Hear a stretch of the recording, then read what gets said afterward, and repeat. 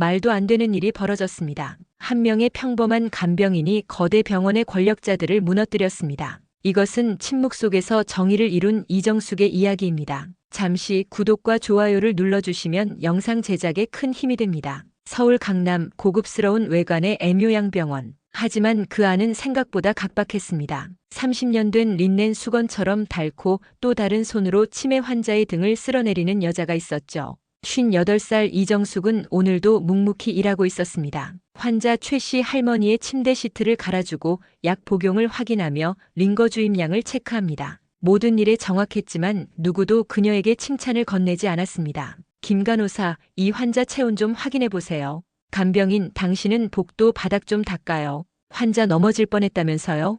병원장 부인 고나경의 날카로운 목소리가 복도에 울려 퍼졌습니다. 이정숙은 고개를 숙인 채 조용히 대걸레를 집어들었습니다. 고나경은 명문대 인문학과를 나온 교수 출신으로 병원 내에서 실질적인 권력자였죠. 남편인 박병윤 병원장은 그저 그녀의 그림자에 불과했습니다. 저기, 바닥은 미끄럽지 않았어요. 환자분이 어지러워서. 이정숙이 작은 목소리로 말했습니다. 뭐라고요? 감히 말대꾸해. 당신 같은 사람이 어디 가서 일이나 하는지 감사해야지. 고졸의 나이도 많은데 뭐 대단한 일이라도 했나 봐. 이정숙은 입술을 깨물었습니다. 투명한 속눈썹 사이로 눈물이 고이는 걸 애써 참았죠. 그녀의 동료 최은정이 다가와 어깨를 살짝 건드렸습니다. 괜찮아요? 그냥 참아요. 우리 같은 사람들은 어차피. 최은정의 말끝은 흐려졌습니다. 이정숙은 무언가를 깊이 생각하는 눈빛으로 고개를 끄덕였습니다. 어차피 약자는 당한다는 체념. 그것이 그녀의 일상이었습니다. 환자 방으로 돌아간 이정숙은 조용히 할머니의 손을 잡아주며 미소를 지었습니다. 비록 치매로 기억이 없는 환자지만 이정숙의 손길엔 따스함이 묻어났습니다. 그날 밤 이정숙은 작은 원룸에서 하루를 마무리했습니다. 달력에는 남편의 기일이 표시되어 있었죠. 남편을 잃고 생계를 위해 대형병원 의무기록부에서 요양병원으로 이직한 지 벌써 3년. 그녀는 스마트폰으로 간병 일지를 정리하며 깊은 한숨을 내쉬었습니다. 오늘도 무사히 지나갔네. 그녀는 침대 옆 작은 책상에서 메모장을 꺼내 정확한 필체로 무언가를 기록했습니다. 15년간 의무기록부에서 일했던 손길은 여전히 정확했죠. 500타 이상의 타자 속도와 꼼꼼한 기록 습관은 그녀가 가진 유일한 무기였습니다. 하지만 아직 그녀 자신도 이것이 무기가 될 줄은 몰랐습니다. 창밖으로 보이는 서울의 밤. 누군가에겐 화려한 불빛이지만 이정숙에게는 그저 차갑고 먼 풍경일 뿐이었습니다. 그리고 그 순간 이정숙은 자신도 모르게 스마트폰으로 병원, 복도 CCTV를 찍어둔 영상을 다시 보고 있었습니다. 환자가 넘어진 것은 미끄러운 바닥 때문이 아니라 간호사의 부주의였다는 증거였죠. 다음 날 병원은 평소와 다름없이 분주했습니다. 이정숙은 환자 5명을 돌보며 종종 걸음으로 움직였습니다. 문득 환자 차트를 확인하던 그녀는 이상한 점을 발견했죠. 약물 투여량이 실제와 달랐습니다. 그녀는 조용히 자신의 메모 앱에 기록해 두었습니다. 이정숙 씨, 지금 뭐 하는 거예요? 갑자기 들려온 박병윤 병원장의 목소리에 그녀는 화들짝 놀랐습니다. 그는 겉으로는 온화한 미소를 짓고 있었지만 눈빛은 차가웠죠. 아, 환자 기록 확인하고 있었습니다. 간병인이 뭐 그런 걸 확인해요? 자기 일이나 하세요. 이정숙은 고개를 숙였습니다. 하지만 그날 이후 그녀는 더 철저히 기록하기 시작했습니다. 약물 투여량 차이, 의사들의 부실한 회진, 청구되는 진료비와 실제 진료 내용의 불일치, 모든 것이 그녀의 노트에 기록되었습니다. 한 달이 지났을 때였습니다. 고나경이 병실에 들어와 이정숙을 가리키며 소리쳤습니다. 당신, 어제 박 할머니 약 안 먹였다며? 환자 보호자가 항의했어요. 이정숙은 당황했습니다. 분명 약을 제때 먹였는데 환자 보호자가 그런 말을 했다고요? 아닙니다. 저는 분명히 11시에 약을 드렸습니다. 기록에도 있고요. 뭐? 기록? 당신 같은 사람이 무슨 기록을? 옛날에 병원 다녔다고 뭐 대단한 사람인 줄 알아요? 이정숙의 눈동자가 흔들렸습니다. 그녀의 과거를 어떻게 알았을까요? 고나경의 말은 계속되었습니다. 당신 이력서 다시 봤어요. 대형병원 의무기록부? 그게 뭐 대단해? 그냥 타자나 치던 사람이잖아. 이정숙은 묵묵히 고개를 숙이기만 했습니다. 하지만 그날 밤 그녀는 달라진 결심으로 스마트폰을 꺼내 들었습니다. 이제 단순한 메모가 아니라 체계적인 증거 수집이 시작된 겁니다. 이정숙은 병원 내부에서 일어나는 모든 비리를 기록하기 시작했습니다. 비공식 진료비 청구, 약품 빼돌리기, 간호사 인력 허위 등록. 그녀의 스마트폰 메모 앱은 날마다 두꺼워졌습니다. 병원에서 오랫동안 일한 경험은 그녀가 무엇을 기록해야 할지 정확히 아는 힘이 되었습니다. 엄마, 요즘 뭐 해? 딸의 전화에 이정숙은 지친 목소리로 대답했습니다. 그냥 평소처럼 일하지. 걱정 마. 병원 사람들이 또 괴롭혀? 아니, 괜찮아. 엄마는 조금 중요한 일을 하고 있어. 그녀의 딸은 무슨 말인지 이해하지 못했지만 이정숙의 목소리에서 오랜만에 결연함을 느꼈습니다. 잠들기 전 이정숙은 500타가 넘는 속도로 하루 동안 보고 들은 내용을 정리했습니다. 그리고 국민신문고 사이트를 열었습니다. 어느 날 아침 병원은 평소와 다른 긴장감이 감돌았습니다. 감사팀이 정기 감사를 나온다는 소식이 들려왔죠. 고나경과 박병윤 병원장은 급히 회의실에 모였습니다. 누가 제보했을까요? 박병윤이 초조하게 물었습니다. 당연히 내부 사람이겠죠. 색출해내야 해요. 고나경의 목소리는 분노로 떨렸습니다. 이정숙은 그들의 대화를 우연히 들었습니다. 심장이 빠르게 뛰었지만 표정을 무심하게 유지했습니다. 그녀는 조용히 환자방으로 들어가 케어를 계속했습니다. 그날 오후 병원 감사팀 직원 오민재가 나타났습니다. 29살의 젊은 계약직 조사관이었죠. 그는 이정숙이 돌보는 환자의 병실에 들어와 차트를 확인했습니다. 간병인님, 혹시 이 환자 상태에 대해 특이사항 있으셨어요? 이정숙은 잠시 망설였습니다. 진실을 말해야 할까 아니면 평소처럼 침묵해야 할까? 환자분은 정상적인 치료를 받고 계시지 않습니다. 오민재의 눈이 커졌습니다. 무슨 말씀이세요? 차트에 기록된 약물과 실제 투여량이 다릅니다. 지난 석 달간 그래왔어요. 오민재는 무슨 말인지 이해하지 못하는 듯 했습니다. 증거가 있으신가요? 했습니다. 많이요. 하지만 그날 이후 오민재는 이정숙의 제보를 진지하게 받아들이지 않았습니다. 그저 시스템에 익숙한 젊은이였죠. 이정숙은 실망했지만 포기하지 않았습니다. 병원 내에서는 내부 고발자를 찾기 위한 움직임이 시작되었습니다. 직원들의 대화가 감시되고 특히 간병인들이 의심의 대상이 되었죠. 최은정은 이정숙에게 조심스럽게 물었습니다. 혹시 당신이 신고한 거예요? 이정숙은 대답 대신 미소만 지었습니다. 최은정은 걱정스러운 눈빛으로 말했습니다. 조심해요. 이 병원에서 괜히 나서면 큰일 나요. 우리 같은 사람들은. 그날 저녁 이정숙은 중요한 결정을 내렸습니다. 그녀는 자신이 모은 모든 자료를 손녀가 소개해준 변호사에게 이메일로 보냈습니다. 이제 그녀의 기록은 안전한 곳에 보관된 셈이었죠. 할머니, 정말 괜찮으세요? 위험하지 않을까요?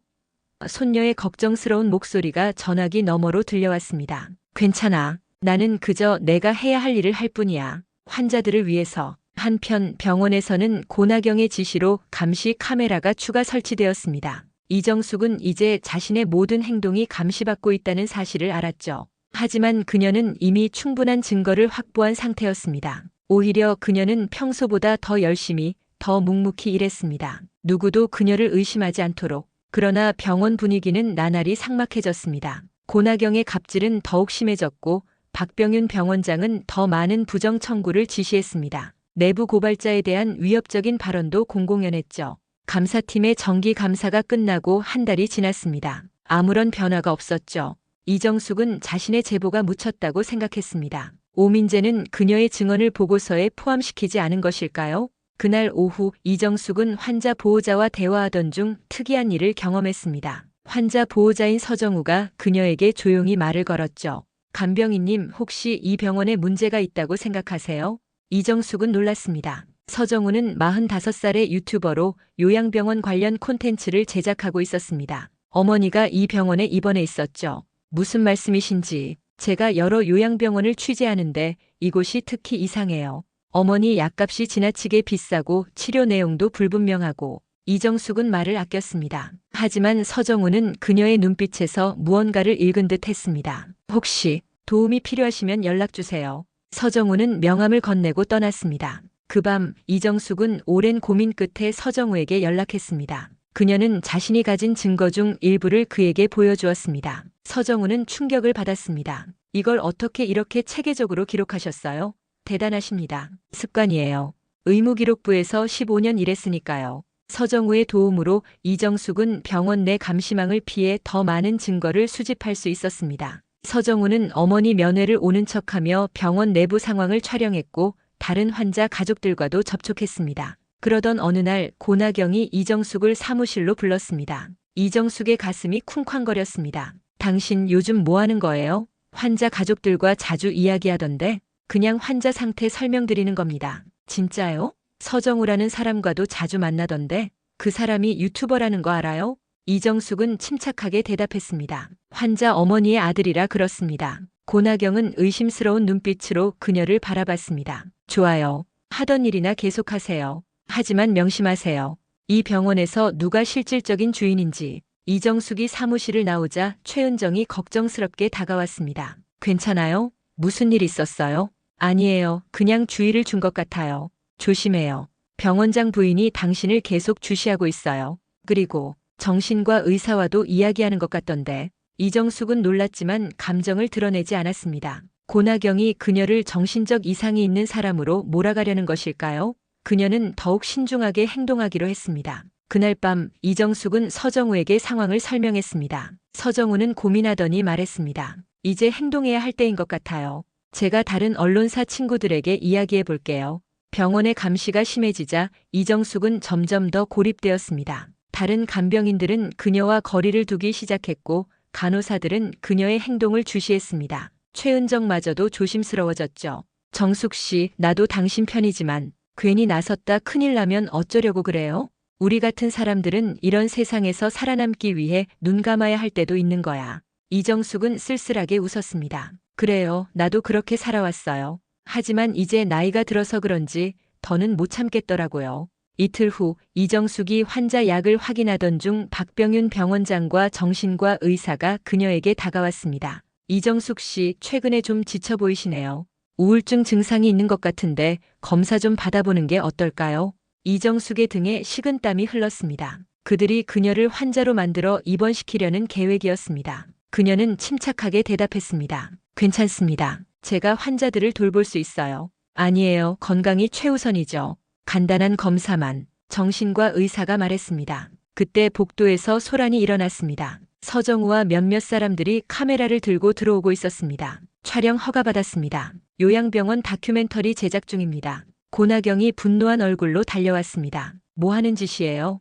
허가 같은 건 없었어요. 서정우는 공문을 보여주었습니다. 보건복지부 특별 프로젝트입니다. 모든 절차는 합법적으로 진행됐습니다. 이정숙은 그 틈을 타 조용히 자리를 피했습니다. 서정우의 계획이 작동하고 있었습니다. 그날 밤 이정숙은 마지막 증거들을 정리했습니다. 환자 가족들의 증언, CCTV 영상, 약물 투여 기록, 진료비 청구서, 모든 것이 준비되었습니다. 다음 날 아침 병원은 평소와 달리 소란스러웠습니다. 오민재가 다시 나타났고 이번에는 상급자들과 함께였습니다. 그는 이정숙을 찾아왔습니다. 이정숙 씨, 처음에는 제가 잘못했습니다. 당신의 제보를 가볍게 여겼어요. 하지만 이제 제대로 조사하려고 합니다. 이정숙은 놀랐습니다. 무슨 일이 있었던 걸까요? 감사보고서에 중대한 윤리 위반이라고 명시했습니다. 당신의 기록이 결정적 증거가 되었어요. 알고 보니 오민재는 이정숙의 제보를 무시하지 않았습니다. 그는 더 강력한 증거를 모으고 있었던 거였습니다. 그 같은 날 서정우의 유튜브 채널에는 M요양병원의 실태를 고발하는 영상이 올라왔습니다. 조회수는 순식간에 10만을 넘었습니다. 고나경과 박병윤 병원장은 긴급 회의를 소집했습니다. 그들은 이정숙을 불러 협박하려 했지만 이미 늦었습니다. 이정숙의 모든 증거는 안전한 곳에 보관되어 있었고 이미 여러 경로로 공개되고 있었습니다. 이게 다 당신 짓이죠?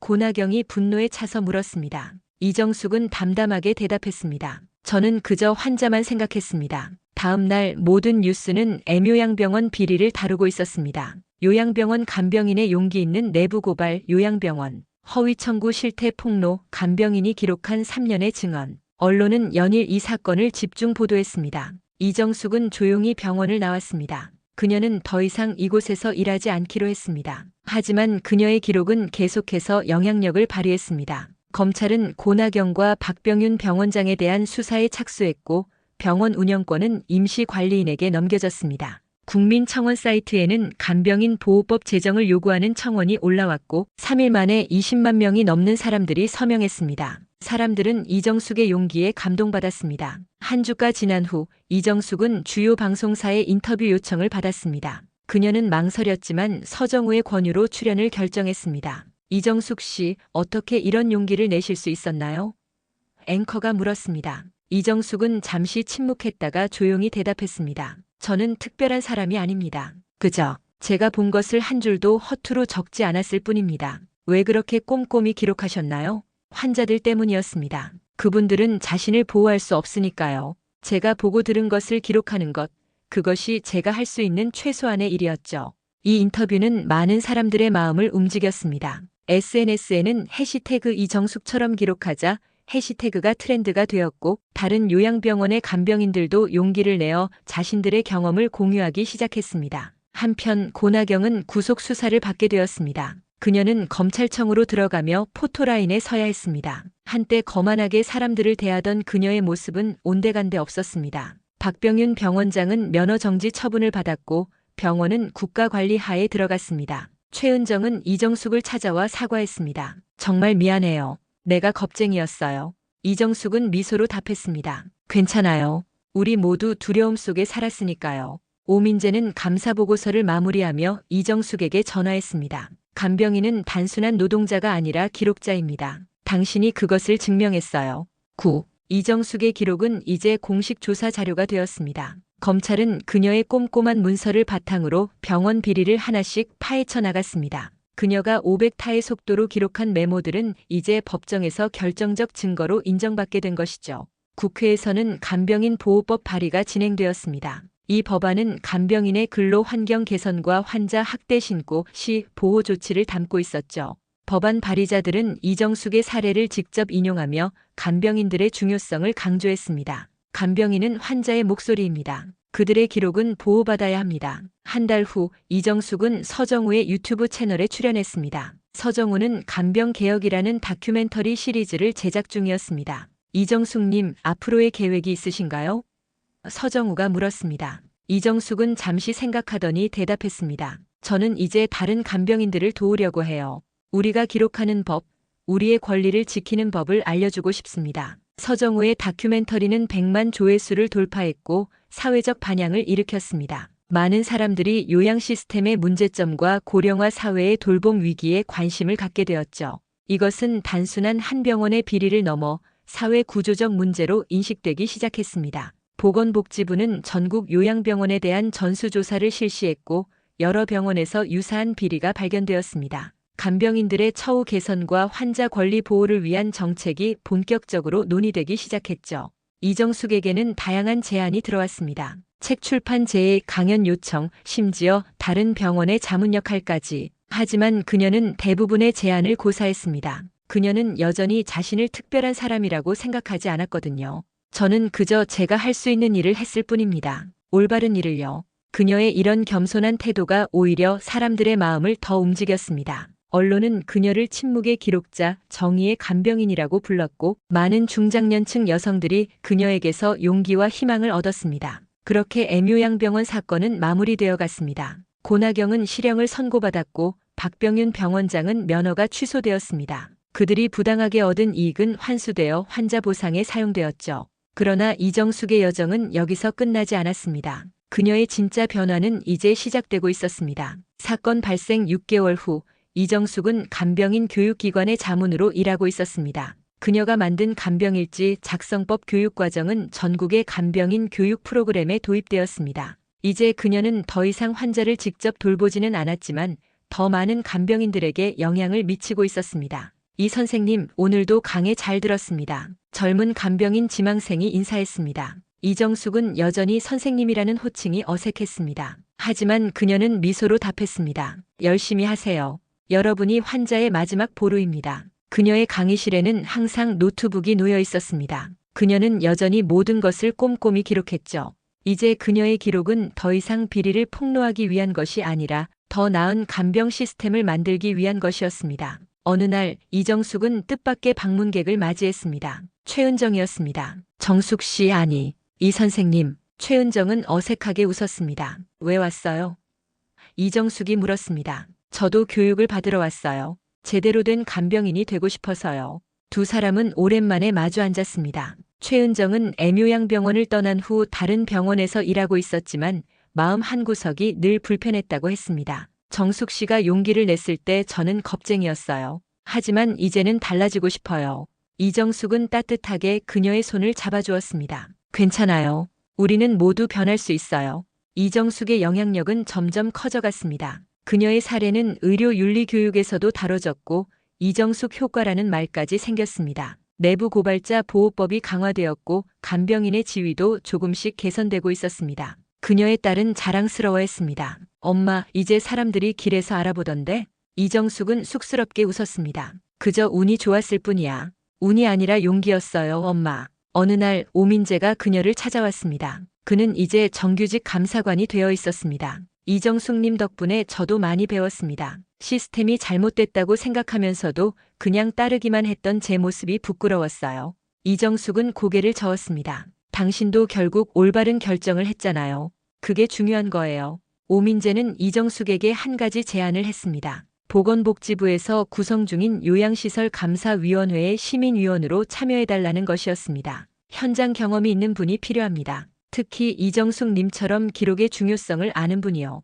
이정숙은 잠시 고민했습니다. 그녀는 여전히 자신을 평범한 간병인으로만 생각했습니다. 하지만 이제는 자신의 경험이 더 큰 변화를 만들어낼 수 있다는 것을 알았습니다. 해보겠습니다. 그녀는 결심했습니다. 이정숙의 변화는 외적인 것만이 아니었습니다. 그녀의 내면도 달라졌습니다. 한때 어차피 약자는 당한다고 체념했던 그녀는 이제 약자도 목소리를 낼 권리가 있다고 믿게 되었습니다. 그녀의 조용한 투쟁은 많은 사람들에게 희망이 되었습니다. 후배 간병인들은 그녀를 존경했고 그녀의 강의를 듣기 위해 전국에서 모여들었습니다. 그들은 이정숙에게서 단순한 간병 기술이 아닌 직업에 대한 자부심과 윤리의식을 배웠습니다. 우리 엄마 같다는 말을 자주 들었습니다. 이정숙은 그 말이 가장 기뻤습니다. 그녀가 보여준 것은 특별한 영웅의 모습이 아니라 평범한 어머니의 용기였으니까요.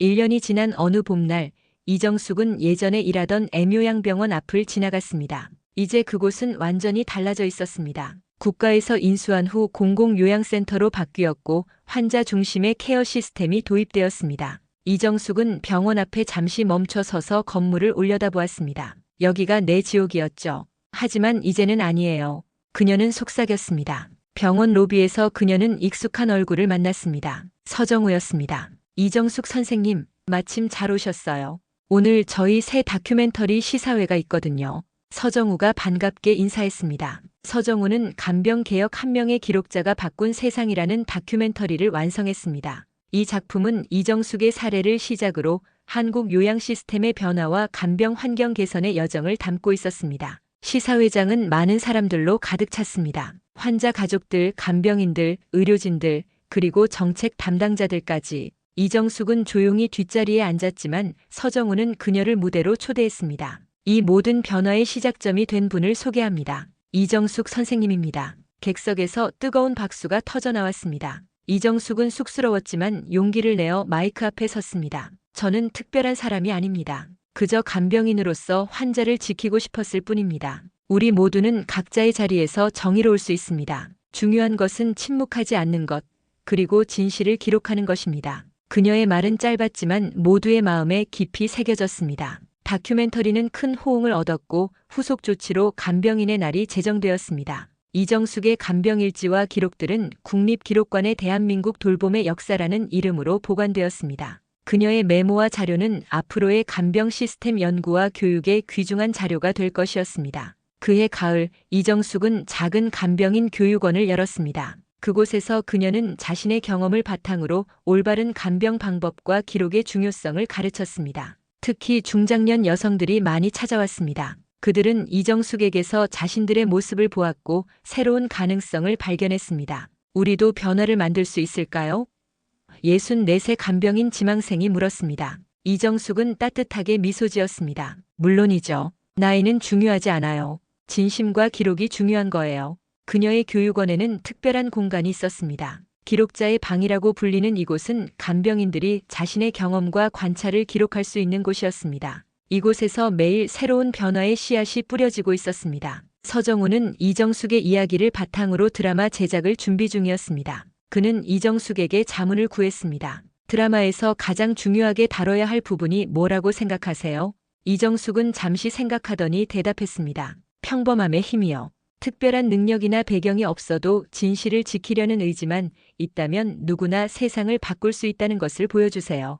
어느 날 이정숙은 예전에 그녀를 무시하고 괴롭혔던 고나경의 소식을 들었습니다. 고나경은 교도소에서 반성문을 쓰고 있다고 했습니다. 이정숙은 그녀를 미워하지 않았습니다. 오히려 그녀도 언젠가 변화할 수 있기를 바랐습니다. 세월이 흘러 이정숙의 이야기는 전설이 되었습니다. 정숙함 속에 감춰진 용기라는 제목의 책이 출간되었고 많은 사람들에게 영감을 주었습니다. 그녀의 삶은 평범했지만 그 영향력은 비범했습니다. 마지막으로 그녀가 열심히 투쟁했던 간병인 보호법이 국회를 통과했습니다. 이 법은 간병인의 권리를 보장하고 내부 고발자를 보호하며 환자 케어 기록의 중요성을 강조했습니다. 법안 이름 옆에는 작은 괄호로 이정숙법이라고 적혀 있었습니다. 이정숙은 법안 통과 소식을 들으며 조용히 미소 지었습니다. 그녀는 자신의 오래된 메모장을 꺼내 마지막 문장을 적었습니다. 평범한 사람들의 작은 용기가 모여 세상을 바꿉니다. 우리 모두는 기록자이자 변화의 주인공입니다.